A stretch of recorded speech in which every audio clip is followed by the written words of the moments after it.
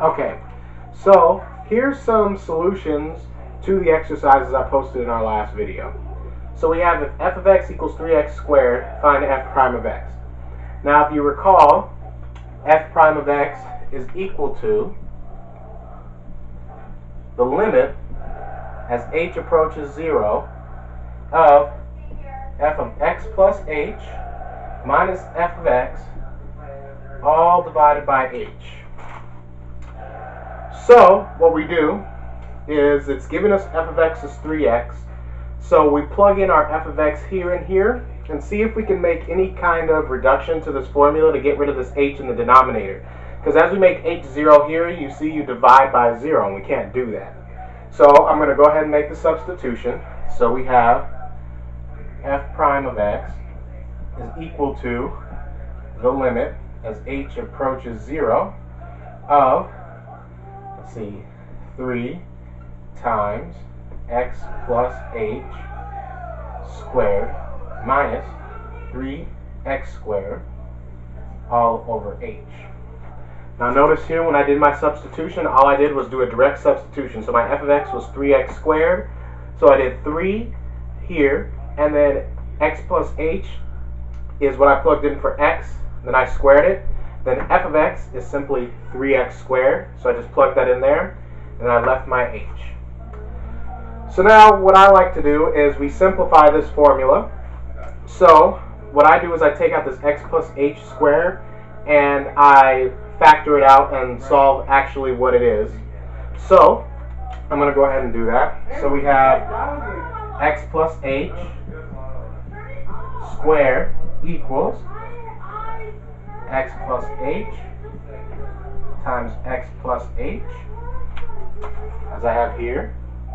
When you factor that out, you end up with x plus h squared equals x squared plus 2 plus xh, plus xh plus h squared. So I just kind of foiled everything, factored it out, and then when I continue and I simplify that equation, you end up with x plus h squared equals x squared plus 2xh plus h squared.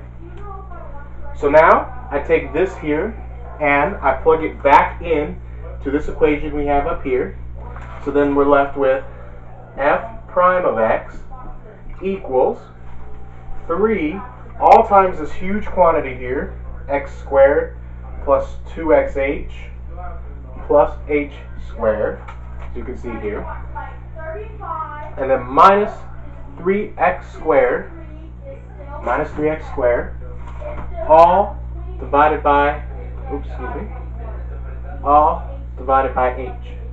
I'm going to go ahead and distribute that 3 there. So then we're left with f prime of x equals 3x squared plus 6xh plus 3h squared minus 3x squared all over h.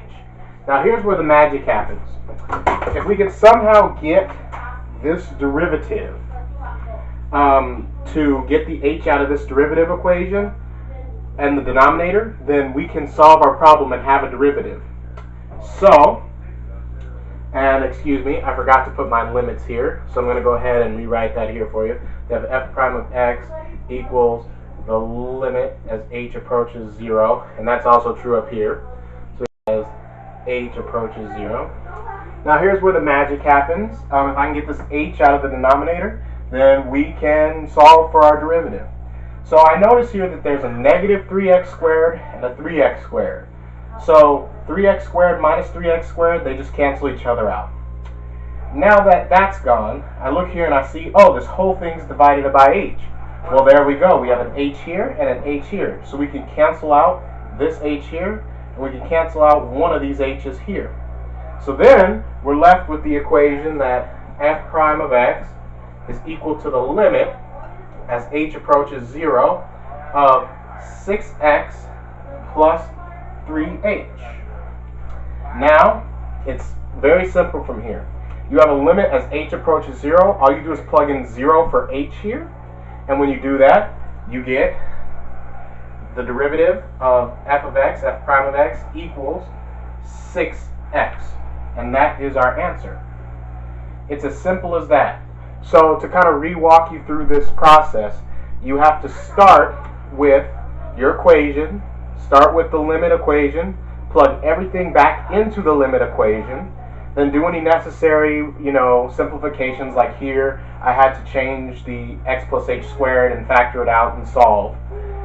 Then plug everything back into your original equation, like I did here, and just do any distributions you need to if necessary. And then do any simplifications you see. Like a lot of times these 3x squareds or things will cancel out. Dividing by h will do something. This whole goal is to get h out of the denominator, so you're left with something like this. When you're left with something like this, you know you're good, because when you plug in h, you can legally do this here, and that will simply cancel, and you're left with, in this case, the derivative is f prime of x. So let's go ahead and look at another example.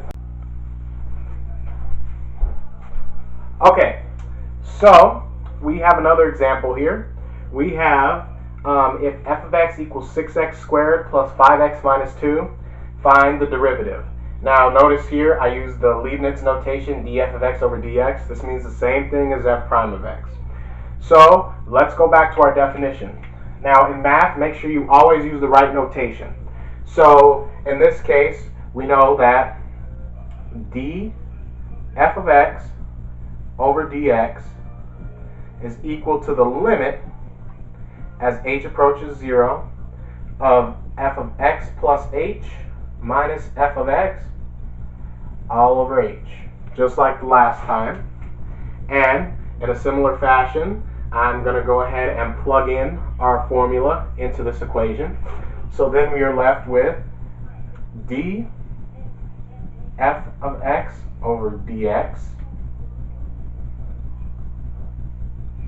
is equal to the limit, as h approaches 0, of 6 times x plus h squared plus 5 times x plus h minus 2, and then minus the quantity of 6x squared plus 5x minus 2 all over h. Now notice here, I made sure to keep the minus sign out and then subtract out this quantity. Be sure you do that, because if you do not, your signs will be flipped and you will have issues with your function in the end. So we do a similar thing. Since in the last question I already factored out this x plus h, we know that x plus h squared is equal to x squared plus 2xh plus h squared. So I just go ahead and plug that in here, and then everything else I leave the same. So I will have d f of x over dx is equal to the limit, as h approaches 0, of 6 times x squared plus 2xh plus h squared plus 5 times x plus h minus 2. All that minus the quantity of 6x squared plus 5x minus 2. All divided by h once again. Never forget that divided by h. So now we have this. I simply distribute the 6 to this, the 5 to this, and the negative 1 to this. And when I do that, I end up with this equation. You end up with d f of x. df of x equals the limit, as h approaches 0, of 6x squared plus 12xh.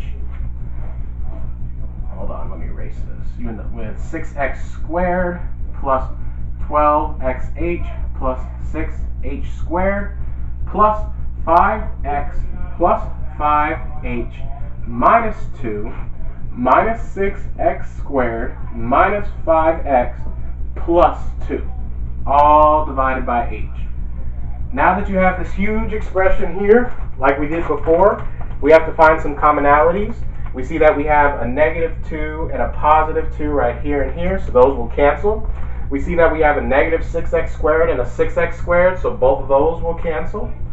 We see that we have a negative 5x and a positive 5x, so those will cancel. And let's see what else we're left with. We have 5h, 6h squared, 12xh. Now, all those terms have an h in them, and we're dividing by h, so we can get rid of this h here, this h. One of these h's here, so we're left with just h, and we get rid of this h. So once we've done all our simplifications, and this h will also go away, we end up with the equation right here, d f of x over dx equals the limit as h approaches 0 of, let me move here, h approaches 0 of 12x plus 6h, and then what did I miss anything? 6x.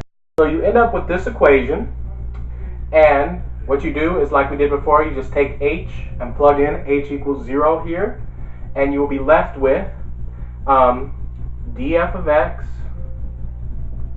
over dx. Plugging in that h effectively gets rid of this h here in the limit, and the limit itself equals 12x plus 5.